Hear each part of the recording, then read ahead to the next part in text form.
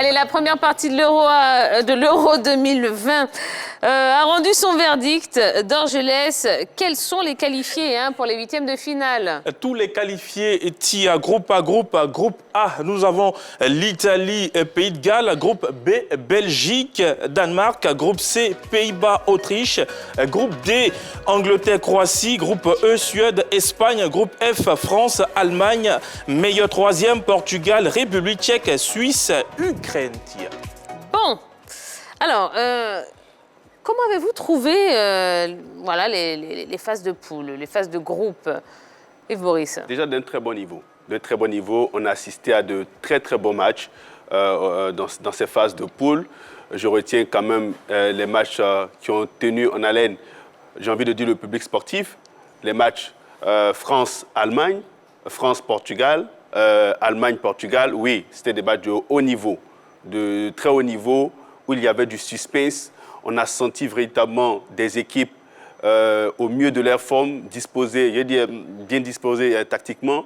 C'était vraiment des matchs très intéressants. Et puis aussi, il y a d'autres matchs qui nous ont plu, qu'on a apprécié. Quand on a vu, par exemple, des petits poussés battre d'autres grands, c'était très intéressant. Par exemple, la Finlande qui disposait du Danemark, même si c'était dans des conditions particulières, mais il y avait quand même victoire pour cette équipe finlandaise. On n'oublie pas aussi la République tchèque qui a secoué un peu les grands dans son groupe. La Hongrie aussi qui a tenu tête à la France. Oui, ça a été des matchs très intéressants. L'Allemagne également. Et sans oublier l'Allemagne aussi oui, également. Donc ça montre tout simplement que le niveau était très élevé. Dorgelès, comment vous avez trouvé ces phases de poule?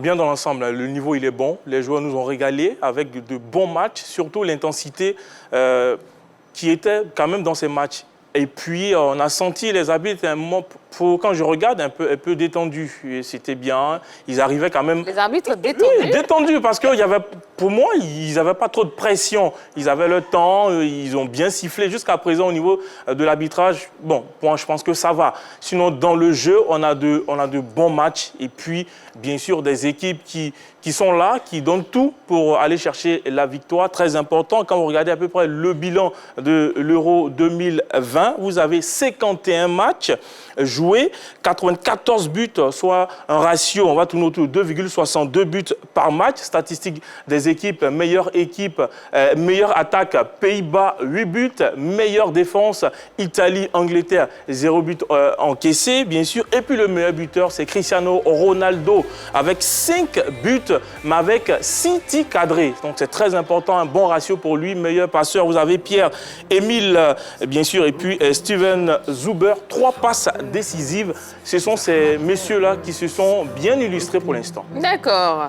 Votre ressenti également, Yellow, concernant ces phases de poule?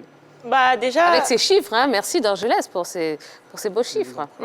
Non, mais les poules étaient quand même très relevées. C'est vrai qu'à l'entame de la compétition, il y avait des équipes qui partaient quand même favorites par rapport à la composition de ces poules-là. Mais quand on a regardé les différents matchs, c'est vrai que de nombreuses équipes auxquelles on ne s'attendait pas ont relevé quand même le défi. Des équipes ont tenu tête à ces équipes dites favorites-là. De petites équipes qui pour moi ne le sont plus parce qu'elles ont réussi quand même à percer certains mystères, à détruire certains mythes, faire trembler carrément l'Allemagne. Je parle de la Hongrie qui a fait carrément trembler l'Allemagne, c'était carrément démentiel. Je voudrais parler aussi du match de la France contre l'Allemagne qui avait une affiche d'une finale de la Coupe du Monde qui nous a tenus en haleine. Donc le niveau était pour toutes les poules assez bon.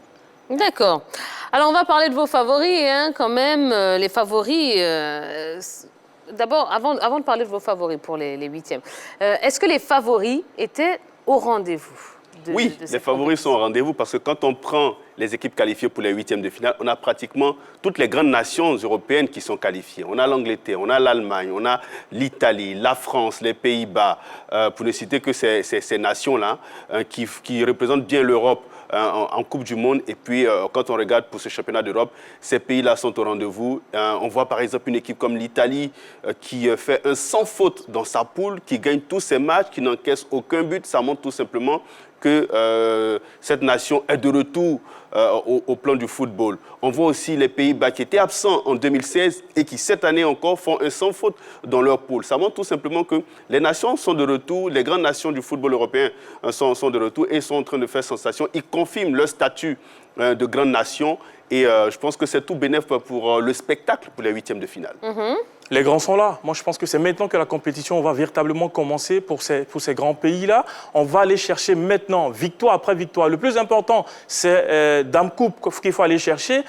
On a essayé de négocier au niveau des poules, c'est passé. Maintenant, il faut se lâcher, il faut aller à fond, il ne faut surtout pas perdre de vue l'objectif. Donc, les équipes doivent aller à fond maintenant, surtout ne pas perdre et surtout mieux négocier les matchs, c'est très important. Des équipes qui, au départ, marquaient des buts, après, on a senti que la défense ne suivait pas, égaliser. Donc, maintenant, il faut aller droit au but. D'accord. Alors, D'Angeles, quelles sont les affiches des huitièmes? Les huitièmes de finale, là, on a d'abord Italie-Autriche au stade de Wembley à Londres, Pays de Galles, Danemark, à l'Arena de Johan Cruyff, également à Séville, Belgique, Portugal, Budapest, on a Pays-Bas, République tchèque, France, Suisse, Croatie, Espagne, à Glasgow, Suède, Ukraine, Angleterre, Allemagne, à Wembley.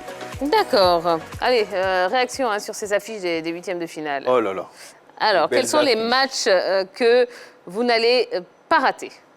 De très, très belles affiches. Là, il n'y a rien à dire. Très belles affiches. Ce que je ne vais pas rater, je ne vais pas rater Belgique-Portugal. Ce serait un match très intéressant à suivre entre deux nations très offensives dans cette compétition. Je ne vais pas rater du tout ce match-là. C'est le match que je suivrai avec beaucoup plus d'attention. Mais il y a d'autres matchs aussi qui vont plus ou moins nous tenir aussi en haleine. Je pense qu'il y a un certain Angleterre-Allemagne. Oui, ça, ce sera aussi un match super intéressant à suivre, où on découvre, parce que du côté de l'Allemagne, il y a beaucoup de joueurs qui évoluent en Angleterre. D'accord. Et d'ailleurs, concernant Angleterre-Allemagne, quelques chiffres? Angleterre-Allemagne, permettez-moi de me retrouver rapidement. Effectivement, le match qu'il ne faut pas rater. Il faut regarder ce match-là. Pourquoi? Parce qu'en 4 confrontations depuis quand même un bon nombre d'années, surtout au niveau de l'Euro, vous avez 2 victoires pour la National Mannschaft, 1 match nul et puis une seule victoire pour l'Angleterre. Au niveau de la précision dans les passes dans cette compétition, c'est l'équipe de l'Allemagne qui est devant. Eh ben voilà. Eh ben voilà, les huitièmes de finale, donc ça arrive très très bientôt et ce sera un très très beau rendez-vous sportif. Allez, on va passer à la dernière séquence de l'émission, c'est Parole d'Aix.